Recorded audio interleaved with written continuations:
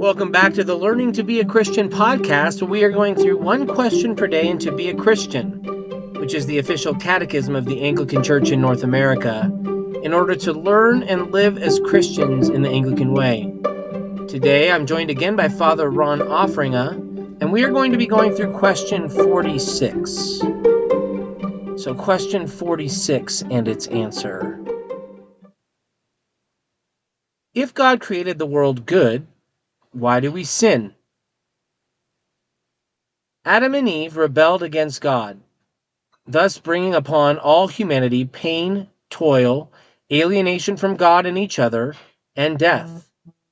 I have inherited this fallen and corrupted human nature. Consequently, I too sin and fall short of God's glory. I'll pass it over to Father Ron as he shares his thoughts on question 46. So the Catechism obviously cites Genesis 3, where we have the fall of humanity, and in particular it cites the curse and onward. And so one of the things that we want to look at when we're looking at this question of, okay, God created the world good, so where's the whole evil thing come in? And as Father Harmon talked about, evil being a deprivation from the good, a moving away from God's goodness, which by necessity means we're moving in towards evil, towards that which is lacking perfections. And so in the same way, I think looking at the fall narrative in particular, it shows us that there's a shift in our posture from a posture of reception to a posture of taking.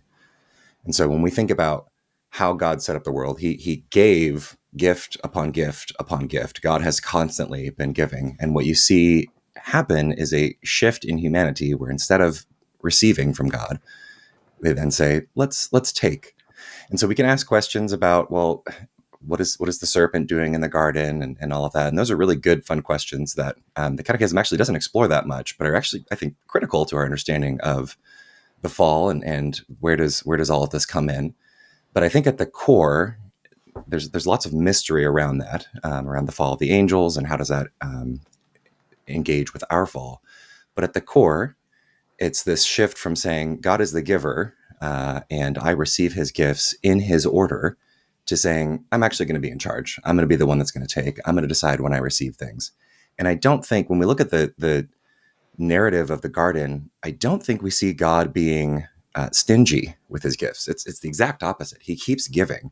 Instead, there's this opportunity for humanity to remain in this posture of reception, of trust, of believing that God gives us good gifts when the time is right. We might note in the creation narrative, God actually gives space for Adam to recognize his lack of perfection without Eve, and actually gives him room to identify that, and to then say, okay, so God, if none of these other creatures that I've named and clearly have authority over, if none of these are a good partner for me, where is that good partner? And what does God do?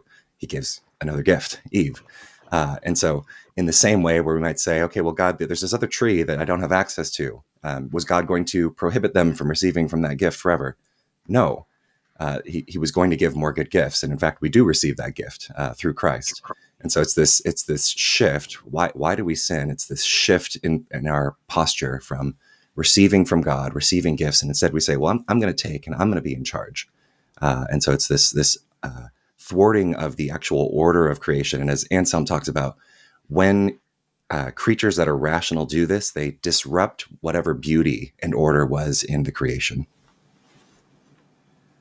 I love that. And I was thinking about just the Eucharist and how that the posture that we're invited into in receiving the Eucharist is kind of the counterpoint instead of, and it's interesting because we have to teach our children, right? When our children first come forward to receive communion, or really anyone not in a more liturgical tradition where they're used to walking forward and receiving communion, every Sunday I'm giving instruction on how we place one hand on top of the other and we hold them out, and the whole deal is to build a posture of receiving.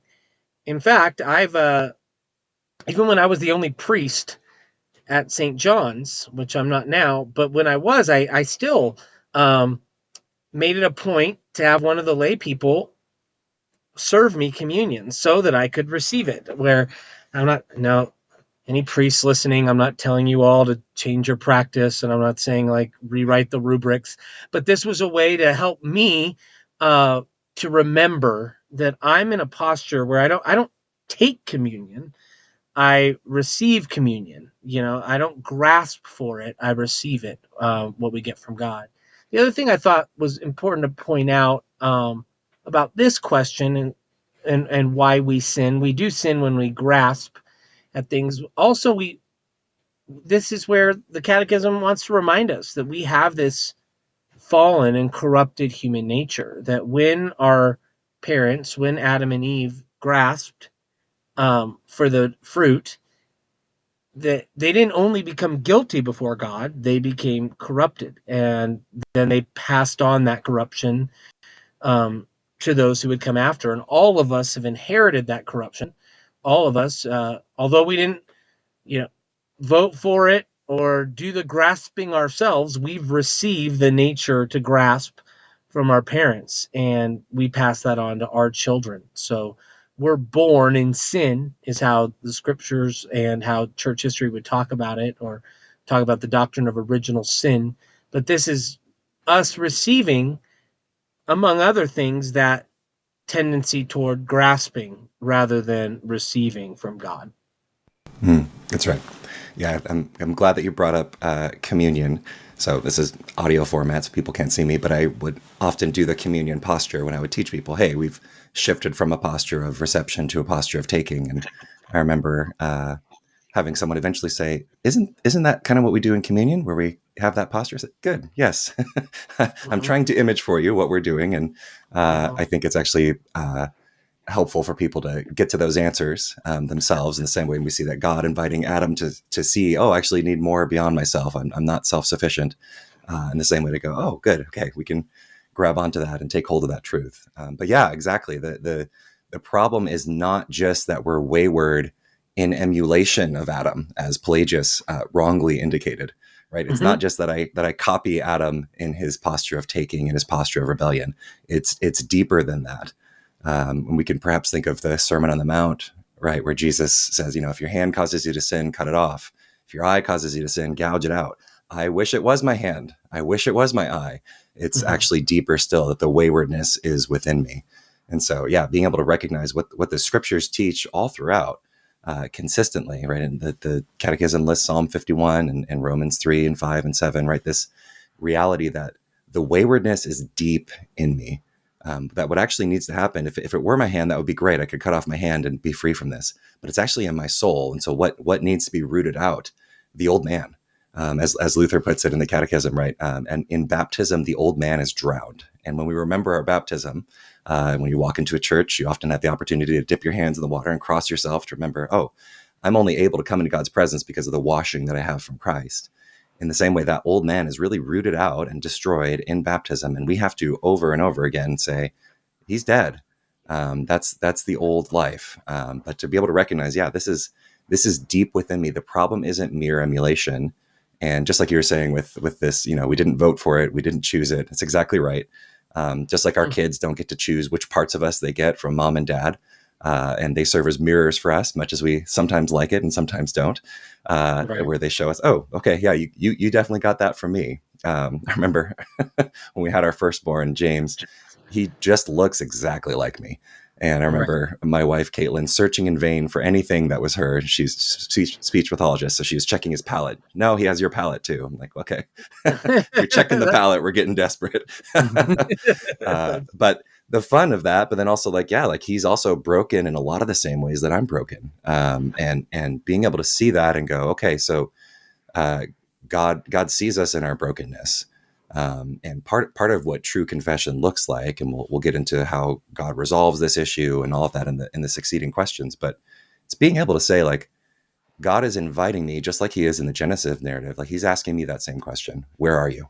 Right? And Right. the truth of confession is not saying, "Well, here I am, all cleaned up." It's actually saying, "This is where I really am." And I really am broken in deep, dark places. And God is inviting us to actually go and explore that, not to turn away from it, but actually turn inward and say, where are you broken? Because the invitation is for full and complete healing. And that only happens when there's true, full, complete confession. So beautiful, because not only does God know us in our brokenness, but he loves us in our brokenness. And he demonstrates his love for us in that while we were still sinners, he died for us. And so I'm thankful that God sees me as I am and loves me as I am and gives me all that is necessary so that I may be transformed from who I am without him into who he would have me be. Thank you for joining us today as we talked about this question, and we look forward to seeing you tomorrow.